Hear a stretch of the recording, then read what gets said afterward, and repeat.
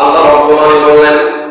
فَإِن لَّمْ تَفْعَلُوا وَلَن تَفْعَلُوا فَاتَّقُوا النَّارَ الَّتِي وَقُودُهَا النَّاسُ وَالْحِجَارَةُ فَإِن لَّمْ تَفْعَلُوا যদি তোমরা এখন করতে না পারো ওয়ালান তাফআলু আর কখনো করতে পারবে না সাদাকা আয়াতের মিনিং হিসেবে বলা হয় আজকে অভিজ্ঞ হয়েছে এই আয়াতের অর্থ হিসেবে মনে হলো এই আয়াতটা আজকে রাত্রে অভিজ্ঞ হয়েছে ঠিক আছে আবার বলছি ফাইলাম তাফআলু এখন যদি করতে না পারো ওয়ালান তাফআলু আর কখনো করতে পারবে না কথাটা আমি কি বানায়া বলছি পড়েন ফাইলাম এখানে পড়েন ফাইলাম তাফআলু বলেন ফাইলাম তাফআলু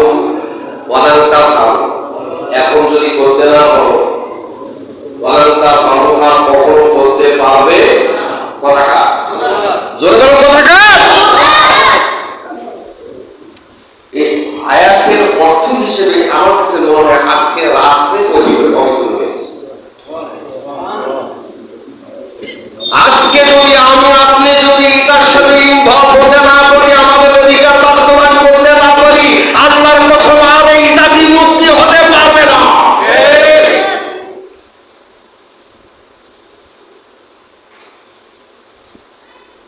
জীবন কথাটা জরুর কথাটা আল্লাহ রাব্বুল আলামিন বলেন ফাত্তাকুন নারুল লাতী ওয়াকুদুহা আন-নাস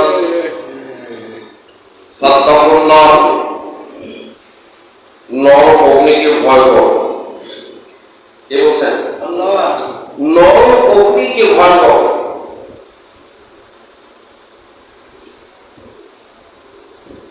আমার আল্লাহ কাফির মুশরিকদেরকে বলছে তোমরা যদি আজকে আমার সামনে আমার কিতাব অপেক্ষা একটা আয়াত যদি বানাতে না পারো আর কোনদিন করতে পারো আর যখন তোমরা করতে পারলে না ফাত্তাকুন নার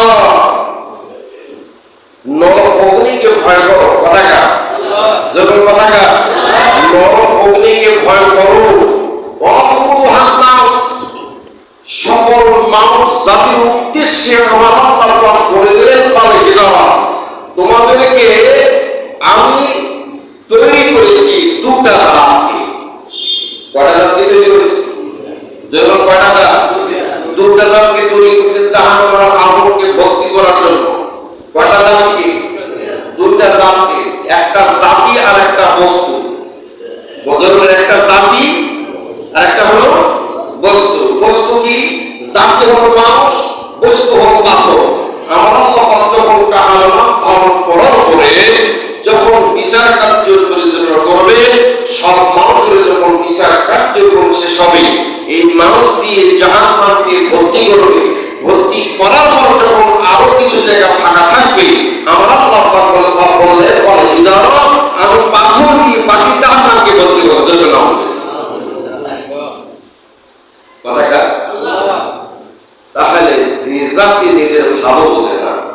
যে জাতি নিজের সংবিধান বোঝে না যে জাতি কোরআনের আইন বোঝে না যে জাতি মুসলমানের নিজের ভাগ্য পরিবর্তন বোঝে না এই জাতি জাহান্নামী না জান্নাত কথা বলে জান্নাত না জান্নাত জোরে বলে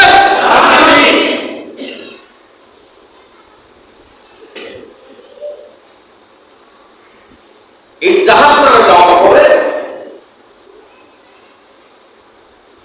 ভর্তি যখন জাহান্নামে হবে তখন পাথর দিবে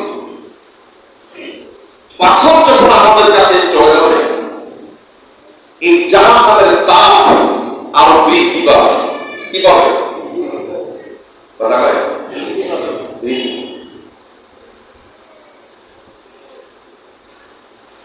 আচ্ছা বলেন তো আমরা যে মুসলমান জাতি এই মুসলমান জাতির শরীরে যে রক্ত বেঈমানি, কত রূপ। এর ব্যাখ্যা করে আমি দেখতেছি যে এই মুসলমান জাতিটা আসলে ব্যতিক্রম এক জাতি। এরা এত স্বার্থপর, এত বেঈমান, এটা কোনো শেষ করা যায় না, ব্যাখ্যা করে। তবে সান্ত্বনা ওই জায়গায় পানি কোরআনের কাছে আমার বাবা বলে ইল্লাহ বললে সংখ্যক মুসলমান হলো ইমানদার, এরা পরিপূর্ণ পক্ষে দুনিয়ার জমিনে রক্ত দ্বারা, জান দ্বারা, মাল দ্বারা, পরীক্ষা দ্বারা, সবর দ্বারা, ধৈর্য দ্বারা আমার কাছে কামিয়াবি অর্জন করবে। সুবহানাল্লাহ। এরাই হলো মানুষ, এরাই হলো মুসলমান, এরা হলো ইমানদার। জয় বলি সুবহানাল্লাহ।